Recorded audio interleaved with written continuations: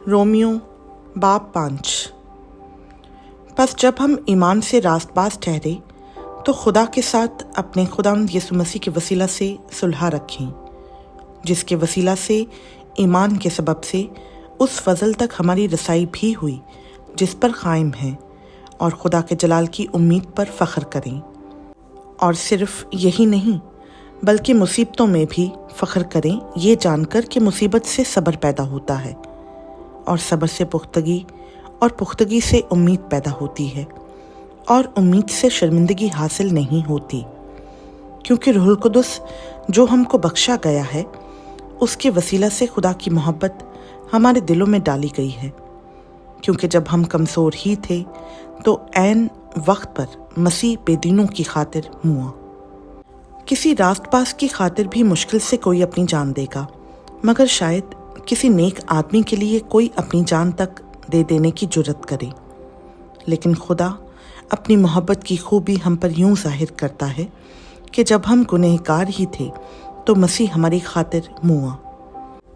बस जब हम उसके खून के बाइस अब रास्तबाज ठहरे तो उसके वसीला से गज़ब इलाही से ज़रूर ही बचेंगे, क्योंकि जब बावजूद दुश्मन होने के खुदा से उसके बेटे की मौत के वसीला से हमारा मेल हो गया, तो मेल होने के बाद तो हम उसकी ज़िंदगी के सबब से ज़रूर ही बचेंगे। और सिर्फ यही नहीं बल्कि अपने खुदावंद यीशु मसीह के तौफील से, जिसके वसीला से अब हमारा खुदा के साथ मेल हो गया, खुदा पर फ़ख्र भी करते हैं। बस जिस तरह एक आदमी के सबब से गुनाह दुनिया में आया और गुनाह के सबब से मौत आई, और यूं मौत सब आदमियों में फैल गई, इसलिए कि सब ने गुनाह किया। क्योंकि शरीयत के दिए जाने तक दुनिया में गुनाह तो था, मगर जहाँ शरीयत नहीं वहाँ गुनाह महसूब नहीं होता। तो भी आदम से लेकर मूसा तक मौत ने उन पर भी बादशाही की, जिन्होंने उस आदम की नाफरमानी की तरह जो आने वाले का मसील था गुनाह ना किया था। लेकिन गुनाह का जो हाल है वो फजल की नेमत का नहीं, क्योंकि जब एक शख्स के गुनाह से बहुत से आदमी मर गए तो खुदा का फजल और उसकी जो बख्शिश एक ही आदमी यानी यीशु मसीह के फजल से पैदा हुई, बहुत से आदमियों पर ज़रूर ही इफ़रात से नाजिल हुई। और जैसा एक शख्स के गुनाह करने का अंजाम हुआ, बख्शिश का वैसा हाल नहीं, क्योंकि एक ही के सबब से वो फैसला हुआ जिसका नतीजा सज़ा का हुक्म था, मगर बहुतेरे गुनाहों से ऐसी नेमत पैदा हुई जिसका नतीजा ये हुआ कि लोग रास्तबाज ठहरे।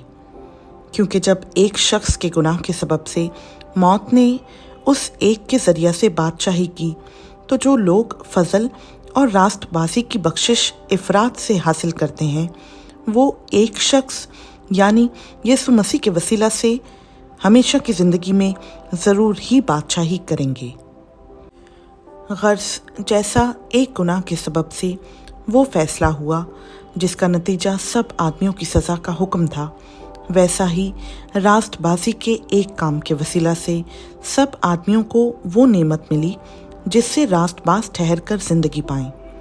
क्योंकि जिस तरह एक ही शख्स की नाफरमानी से बहुत से लोग गुनहगार ठहरे, उसी तरह एक की फरमाबरदारी से बहुत से लोग रास्तबाज ठहरेंगे।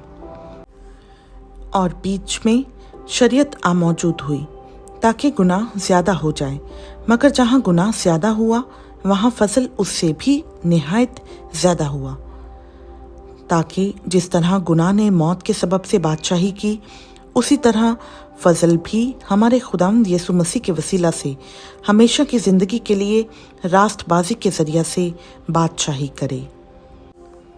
खुदावंद का पाक कलाम का पढ़ा, सुना, समझा और कबूल किया जाना हम सबों के लिए बाइस बरकत हो। आमीन।